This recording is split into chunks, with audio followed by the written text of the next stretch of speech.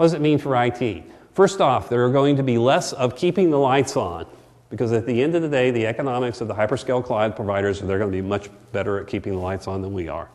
Think about it. Used to be every factory had its own power generating plant in it. I'm actually old enough that I can remember going to factories that had power generating plants. They generated their own electricity.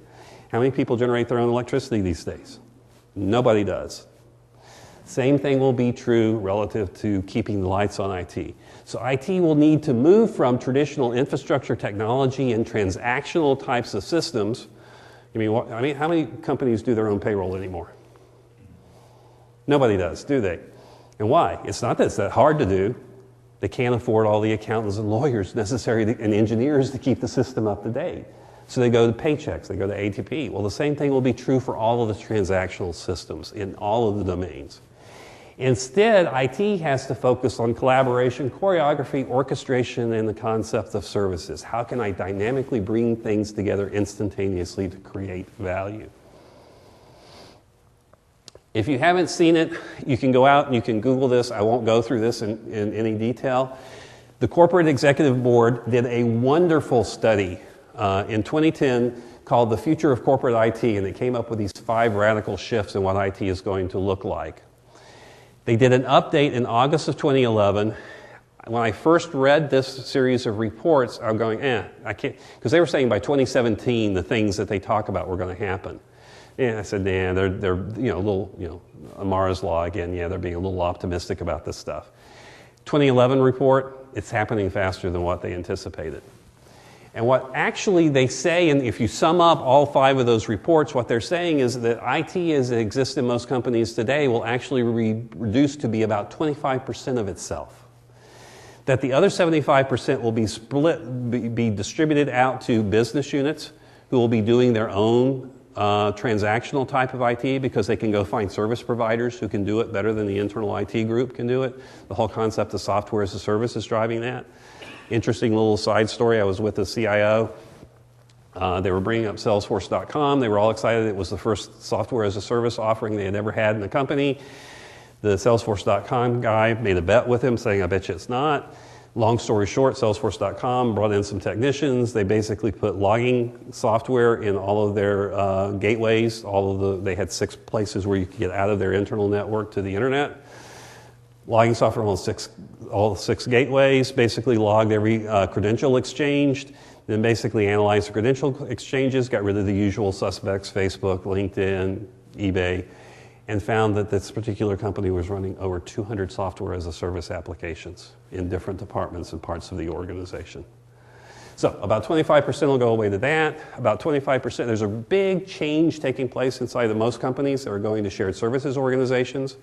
Why should I have a human resources department? Why should I have an accounting department? Why should I have an IT department? Why should I have a facilities department? Let me bring all of those together and basically into a single services organization. And now when I hire a new employee, I don't have to do 27 individual transactions on 27 different systems. I basically just do, here's my new employee hire transaction. And it gets horizontally progressed across the entire organization. Interesting side effect of that. People who are going to the shared services organizations are finding out, ooh, I can now outsource this. I can go find a company that does a better job of managing my employees than I ever will in terms of benefits and payroll and those kinds of things. And so the growth of the staff leasing companies and those types of things, you're seeing more and more of that. By the way, this is mostly in small, medium-sized companies. The large companies haven't figured it out yet. And they probably won't until they start realizing, because right now, remember, large companies have the scale benefits, so their transaction costs are very low. What's happening is small, medium companies have always had higher transaction costs. Now the outside providers have crossed that threshold, and as they get more and more of those, eventually it'll cross the transaction cost threshold for the large companies as well. So I'm going to sum up and say, what does the future of IT look like? And I apologize for running over a little bit.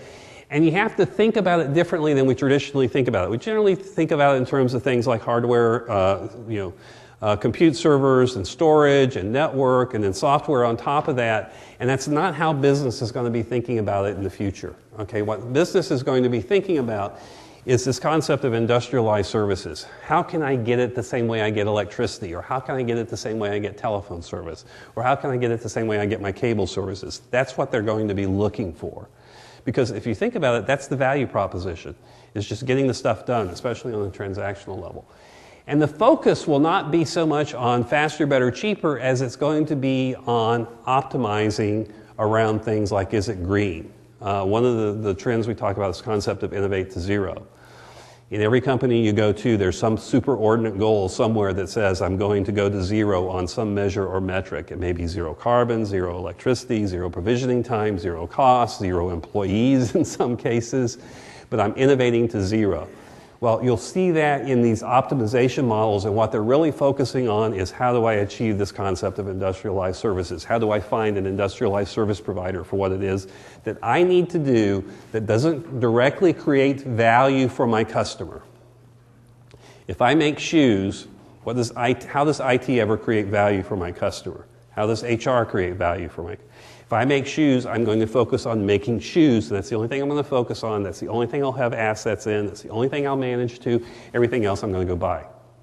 Because other people will treat me like a customer and will focus on creating more value for me in that space than if I try and do it for myself. Then you will see this opportunity to differentiate. How can I create value? And what you're seeing in the IT space is that's moving up from the infrastructure and the applications to the services. You're seeing more and more service providers. How many people are here within our healthcare group? We're doing more and more in terms of providing services as opposed to providing technology. We don't just store your email anymore. We basically provide a HIPAA repository and whatever associated with it. So we're moving more and more into providing business services and ecological frameworks. Do we do it all in healthcare ourselves? No, we bring together all of these partners to do it. And in effect, what we're doing in healthcare in Dell is really the example of what we will be doing everywhere in the future. We are becoming a buyer for our customer. I'm not going to just pass through those. You can see them. Another time we'll talk about specifically how you do it. I will give you the cook's tour on how does one begin preparing, if you will, for the serendipity economy. First and foremost, ignore the blind wise men. How many people know that story? The problem you have with the analysts and consultants and the prognosticators that are out there today is they are focused in their silos. So if they are touching an elephant, they would say an elephant is like a wall, or an elephant is like a tree, or it's like a rope, or it's like a snake. They never see the whole elephant. And the beauty of the type work that you're seeing out of my group right now and the things that we've been focusing on is this holistic view. How do you bring all of those towers together and say, ooh, we have an elephant here. And the good news is an elephant can do a lot of work for you. And the bad news is elephant leaves really big piles of stuff. So you've got to be prepared for dealing with it. The second thing, and this is when I talk in conferences that I talk a lot about, is create innovation groups. Create groups that will help you establish a systemic process for innovation. And then once you've accomplished that, get rid of the innovation group. Because innovation needs to be a cultural thing. It needs to be a serendipitous thing. It needs to be something that is inbred into the organization. If you have a separate group, it becomes a bureaucracy. Focus not on transactional systems, but human interaction management. How do you augment the human? There's a lot of interesting work going on. And this is not just social media, because social media has a huge signal-to-noise ratio problem. But now I start looking at collaboration systems. I start looking at cooperation systems. I start looking at systems that allow me to orchestrate and coordinate the activities of multiple people, or more importantly, allow people to do that for themselves. A lot of self-service in the human interaction management. I don't have traditional transaction systems anymore, because if I'm a buyer for my customers and I am creating for every customer I'm creating a unique value proposition, because that's what the promise of the serendipity economy is. Everybody has their own unique value proposition that they're getting by combinations of all kinds of different things. Then how can I predefine a set of transactions among me and my trading partners? I can't. So we go back to Main Street, when everybody sat down at the diner down the street and said, okay, here's how we're going to do this proposal for this company. So it's a return to Main Street in some ways.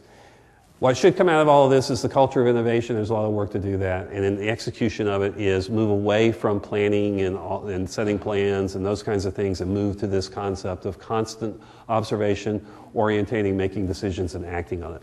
So that in fact your planning process becomes a real-time process and it's done constantly. You don't do it and put it up on the shelf. Annual plans go away. I went through it fairly fast. Thank you very much. I apologize for running over. I will hang around for Q&A for a little bit if you want to hang and ask questions. And Rene and I were talking. We'll have a little game. The best. Some of you may have had trouble getting the book. It turns out the entire first press run sold out. So if you ordered one, you're probably still waiting for it to come in. So what I'll do is whoever has the best question, or if anybody stumps me, I'll get you a copy of the book and read it. Go. Thank you.